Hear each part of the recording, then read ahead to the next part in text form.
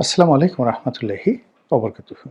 সম্মানিত দর্শক, আজকে যে শিরোনামটি নিয়ে আলোচনা করব তা খুব সহজ সরল বাংলায় বলার চেষ্টা করব। আমাদের এই দেশে নতুন করে অসংখ্য মির্জাফর তৈরি হয়ে গেছে এবং আমাদের এই মানচিত্রের উপর, আমাদের পতাকার উপর এবং আমাদের এই ভূখণ্ডের উপর, এই ভূখণ্ডের মাটি, মানুষ, ফসল, নদী-নালা, খাল, বিল, পাহাড় পর্বতের উপর বিদেশি শকুনের নজর পড়েছে। অতীতে বহুবার আমরা এই ধরনের পরিবেশ পরিস্থিতির মধ্যে পড়েছি এবং যে কয়বার এই ধরনের পরিবেশ পরিস্থিতির মধ্যে পড়েছি, কখনো ২০ বছর, কখনো ৫০ বছর, কখনো ১০০ বছর, কখনো ২০০ বছর, এমনকি ২০০ বছরের উপরেও ৩০০-৪০০ বছর আমাদেরকে পরাধীনতার গোলামির যে জিঞ্জির, সেই জিঞ্জির পরে বেড়াতে হয়েছে। বর্তমান মির্জাফর সম্পর্কে কিছু বলার আগে অতীতের মির্জাফর নিয়ে কিছু বলা আবশ্যক। আর বাংলার এই জমিনে কেন বারবার মির্জাফর তৈরি হয়, এই বিষয়েও কিছু দার্শনিক বক্তব্য যেটা আমি জানি আপনাদেরকে বলার চেষ্টা করছি। আপনারা জেনে খুশি হবেন যে মহান আল্লাহ রাব্বুল আলামিন আমাদের এই গাঙ্গেয় বদ্বীপটি যেদিন থেকে তৈরি করেছেন এবং এই অঞ্চলে যেদিন থেকে মানুষের বসতি স্থাপন করেছেন আল্লাহ রাব্বুল আলামিন, এই ভূমির গঠন, এখানকার সুপেয় পানি, এখানকার নির্মল বাতাস এবং এখানকার বিস্তীর্ণ ফসলের মাঠ, ফল ফলাদি, এগুলোর যে রূপ, রস, গন্ধ, স্বাদ পৃথিবীর আর কোথাও নেই। বিশ্বাস করুন, বাংলাদেশের আম, বাংলাদেশের কাঁঠাল, বাংলাদেশের বিন্নি চাল, বাংলাদেশের পোলাওয়ের চাল, বাংলাদেশের যে গম হয়, ভুট্টা হয়, যব হয়, কলা হয়, নদীর ইলিশ মাছ, পুঁটি মাছ থেকে শুরু করে হাজারো প্রজাতির যে মাছ রয়েছে, তা দিয়ে আল্লাহ রাব্বুল আলামিন আমাদের এই যে আমরা যারা বান্দা এবং বান্দি রয়েছে, আমাদের জীবনকে সুখময়, স্বাচ্ছন্দ্যময়, সৌন্দর্যমণ্ডিত এবং জৌলুসপূর্ণ করার জন্য আসমানের মালিকের পক্ষ থেকে কখনো কার্পণ্য ছিল না। কখনো মরুঝড়, মরুভূমি, বিশ্বের অন্যান্য দেশে যে সমস্যাগুলো হয়, কখনো আমাদের দেশে সেটা হয়নি। কিন্তু আমাদের দুর্ভাগ্য হলো যে আমরা এই প্রকৃতির নেয়ামত পেয়ে হাজার হাজার বছর ধরে পৃথিবীর সবচেয়ে ধনী জাতিগোষ্ঠী ছিলাম। আমাদের শিক্ষা দীক্ষা, বিশ্ববিদ্যালয়, বিশ্বাস করুন, ইন 19 মানে 19 না, ঠিক আল্লাহ রাসূলে মুহাম্মদ রাসূলুল্লাহ সাল্লাল্লাহু আলাইহি ওয়াসাল্লাম উনি যখন আসলেন 570 খ্রিস্টাব্দে, নবুয়ত প্রাপ্ত হলেন 610 খ্রিস্টাব্দে। যখন আরবের লোক লিখতে পারতো না, আরবীয় ভাষাটা তখন তৈরি হয়নি এবং আজকের যে অ্যারাবিক ভাষা, এই অক্ষরগুলো তখন বেশিরভাগ অক্ষর 610 খ্রিস্টাব্দে ছিল না। তারও আগে আরবি ভাষা যেখানে লেখা রয়েছে, ধরুন 1000-2000 বছর আগে, তখন তারা ছবি এঁকে এঁকে সেই আরবি ভাষাটা তারা প্রকাশ করত, অক্ষর তাদের ছিল না। আর ওই সময়টিতে 610 খ্রিস্টাব্দে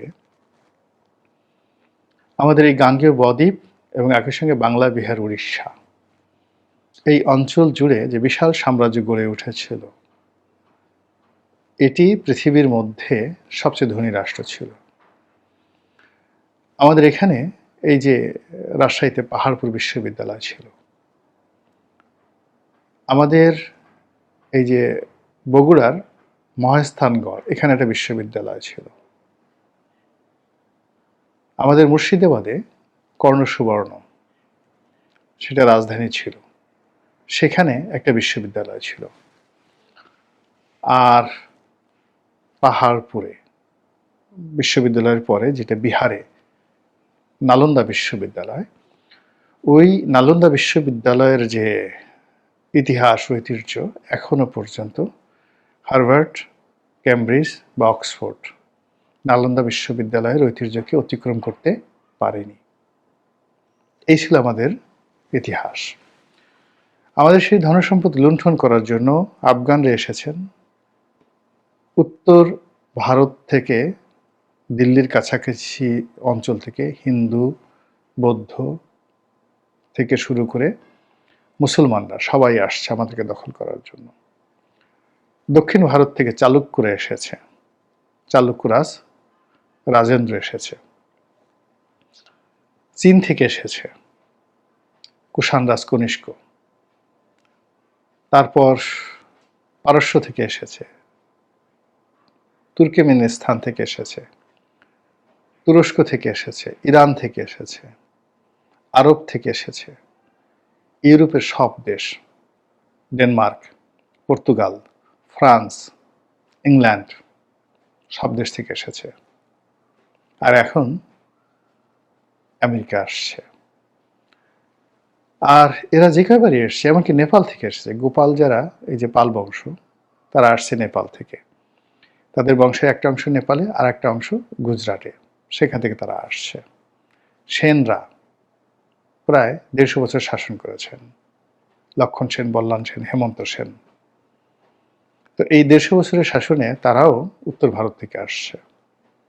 আমাদের যে সন অফ সয়েল, মাটির সন্তান আমাদেরকে শাসন করেছে, বা আমরা একেবারে নিজেরা নিজেদেরকে স্বাধীনভাবে ঘোষণা করেছি 1971।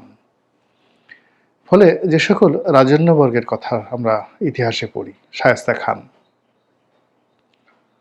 গিয়াসুদ্দিন আজম শাহ, আলাউদ্দিন হোসেন শাহ, নুসরত শাহ, পরাগল খা, ছুটি খা, ঈশা খা, মুসা খা, তারা সবাই বিদেশে ছিলেন। আমরা যেভাবে শশাঙ্কের কথা বলি, যেভাবে আমরা মহিপালের কথা বলি, বল্লাল সেনের কথা বলি, গোপালের কথা বলি, সবাই বিদেশে ছিলেন। একমাত্র হাজার হাজার বছরের ইতিহাসে বলা হয় 1000, আমি বললাম 5000 বছর। এই 5000 বছরের মধ্যে একমাত্র টুঙ্গিপাড়ার পোলা, গোপালগঞ্জের ছেলে, গেরস্তের ছেলে, বঙ্গবন্ধু শেখ মুজিবুর রহমান এই প্রথম ডাক দিয়েছিলেন, তোমাদের যার যা কিছু আছে তাই নিয়ে শত্রুর উপর ঝাঁপিয়ে পড়ো। এবারের সংগ্রাম স্বাধীনতার সংগ্রাম, এবারের সংগ্রাম মুক্তির সংগ্রাম।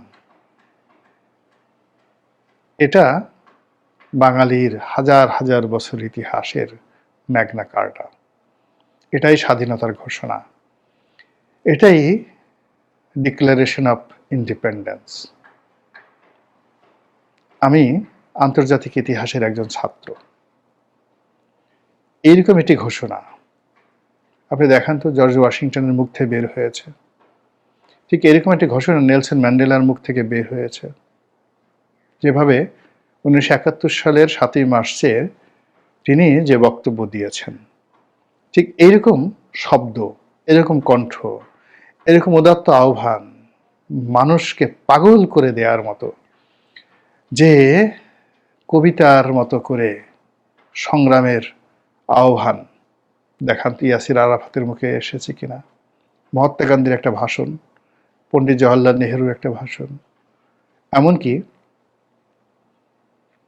যে নেতাজি সুভাষচন্দ্র বসু, শরৎ বসু, কিংবা শেরে বাংলা ফজলুল হক, কেউ বঙ্গবন্ধুর মতো এইভাবে কবিতা রচনা করতে পারেনি। আমরা এমন একটা বেঈমানের দল, মুনাফিকের দল, অকৃতজ্ঞের দল, যে এত বড় একটা ইতিহাস, সেই ইতিহাসকে পাচাপা দেওয়ার জন্য, ধামাচাপা দেওয়ার জন্য আমরা যেভাবে সকাল বিকাল চেষ্টা করি, বঙ্গবন্ধুকে অপদস্থ করার জন্য যেভাবে চেষ্টা করি, ফলে কি হলো, আমাদের উপর থেকে যে নিয়ামত, সেই নিয়ামত তুলে নেওয়া হয়েছে। আমাদের দেশের কোকিলগুলো, আমাদের দেশের শালিক, টিয়া, ময়না পাখি থেকে শুরু করে প্রকৃতির যে সকল রিদম তৈরি করা, ছন্দ তৈরি করা, গান তৈরি করা যে পাখালিগুলো আছে, প্রজাপতিগুলো আছে, সেগুলোকে তুলে নেওয়া হয়েছে, মানে রাজনীতির পাখালি। বিনিময়ে ভাইরাস, করোনা, বিনিময়ে শকুন, তারপর অন্যান্য বিষাক্ত পাখালি, সেগুলো আমাদের দেশে পাঠিয়ে দেওয়া হয়েছে। আমাদের এই প্রকৃতিতে যে সকল গাছ, লতা, গুল্ম, পাতাবাহার, ফুল সৌন্দর্য বর্ধন করে, রাজনীতির অঙ্গন থেকে সে সকল সৌন্দর্য তুলে নেওয়া হয়েছে। এখানে বিধাতার আক্রোশ এবং ক্রোধের ফসল হিসেবে ধুত্রার বিষ, ধুত্রা গাছ, ধুত্রা ফলে সারা বাংলাদেশ তছনছ হয়ে গেছে। ফলে আজকে আমাদের যে স্বাধীনতা, আমাদের যে সার্বভৌমত্ব, একবারে কি ভেবে দেখেছেন যারা দেশের বাইরে থাকেন বা যারা দেশের বাইরে যান, ওই বিদেশের মাটিতে দাঁড়িয়ে যখন পথ করে আপনি দেখেন যে বাংলাদেশের পতাকা উড়ছে, কিংবা কোনো বিদেশি, সেটা হিথ্রো এয়ারপোর্ট হোক কিংবা নিউ ইয়র্কের কোনো বিমানবন্দরে হোক, জাপানের কোনো বিমানবন্দরে হোক, বাংলাদেশ বিমানের একটি ফ্লাইট বা একটি এয়ারক্রাফট যখন আপনি সেই বিমানবন্দরে দেখেন, বুকে হাত দিয়ে বলেন তো আপনার কাছে কেমন লাগে? সেই যে অনুভূতিটি, সেই অনুভূতিটি আবার ধ্বংসের মুখে পড়েছে। আমাদের এই দেশে যে প্রকৃতি এবং পরিবেশ, সেই প্রকৃতি এবং পরিবেশের কারণে বেশিরভাগ সময় আমরা বেখেয়াল থাকি। আমাদের এই যে এখন আমাদের বিদেশে গিয়ে আমাদের লোকজন অনেক অড জব করেন, বিদেশে কাজকর্ম করেন, কিন্তু বিশ্বাস করেন হাজার হাজার বছর ধরে সারা পৃথিবীর মানুষ আমাদের দেশে আসতো কাজ করার জন্য। আরবরা এসেছে, আফগানরা আসছে পেস্তা বাদাম নিয়ে, কিসমিস নিয়ে, লবণ বিক্রি করার জন্য ইউরোপের বণিকরা এসছে লবণ বিক্রি করার জন্য। আমাদেরকে আল্লাহর মেহেরবাড়িতে যেতে হয়নি। আমরা এই আজকের যে দারিদ্রতার মধ্যে পৌঁছে গেছি কেবলই মাত্র জগৎ শেঠ এবং মির্জাফরদের জন্য। আমাদের মসলিন, আমাদের এখানকার তৈরি মসলিন, আমাদের তৈরি চিনি, আমাদের চাল, ডাল, আটা, ময়দা, আমাদের চাহিদা মিটিয়ে সারা দুনিয়াতে আমরা রপ্তানি করতাম 1756 সালের আগ পর্যন্ত। আমাদের দেশের রাজরাজাদের দরবারে ইউরোপ আমেরিকার রাজরাজারা তাদের রাষ্ট্রদূত পাঠাতেন একটু ব্যবসা করার অনুমতির জন্য। আমাদের এই ভূখণ্ডে মুঘলরা যে ইতিহাস তৈরি করে গেছেন, সুলতানরা যে ইতিহাস তৈরি করে গেছেন, সমসাময়িক দুনিয়াতে পৃথিবীর অন্য কোনো রাজদরবার মুঘলদের মতো এরকম জাঁকজমকপূর্ণ ছিল না। এই সব বৈশিষ্ট্য, সব ক্যারেক্টারিস্টিক্স নষ্ট করেছে মির্জাফরের দল এবং জগৎ শেঠের দল। এদের চরিত্র, আচরণ, বেড়ে ওঠা, কর্মকাণ্ড সব কিছুর মধ্যেই একটা তাবেদারি স্বভাব ছিল। মির্জাফররা একদিনে তৈরি হয় না, এরা দীর্ঘদিন ইংরেজদের নুন খেয়েছে, বিদেশিদের নুন খেয়েছে। জগৎ শেঠরা একদিনে তৈরি হয় না, এরা সারা দুনিয়াতে সুদের ব্যবসা করেছে। আপনারা জানেন যে মানে ওই মুহূর্তে অর্থাৎ জগৎ শেঠ যতদিন ছিলেন, আজকে সারা পৃথিবীতে যেভাবে রথচাইল্ড পরিবার, ইহুদি পরিবার ব্যাংকিং ব্যবস্থা নিয়ন্ত্রণ করছে, তখন ওই সময়টাতে সারা দুনিয়ার ব্যাংকিং ব্যবস্থা তারা নিয়ন্ত্রণ করত। যারা নিয়ন্ত্রণ করতেন তারা ছিলেন এই জগৎ শেঠ পরিবার। No American company, no British company, এই জগৎ শেঠরা ছিলেন। সারা দুনিয়াতে সুদের ব্যবসা করে বেড়াতেন।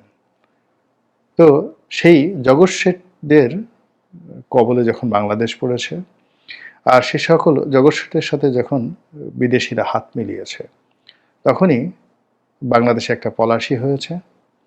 পলাশীর আম্র কাননে বাংলাদেশের স্বাধীনতার সূর্য অস্তমিত হয়েছে এবং আমাদের এই বাঙালির হাতে পায়ে সেই গোলামির যে শৃঙ্খল জিঞ্জির কিভাবে পড়েছিল, যদি বুঝতে চান দীনবন্ধু মিত্রের যে নীল দর্পণ নাটকটি দয়া করে দেখুন, তাহলে বুঝতে পারবেন যে এখনকার যে মীর জাফর তারা আপনার জন্য কোন পরিণতিতে নিয়ে যাচ্ছে।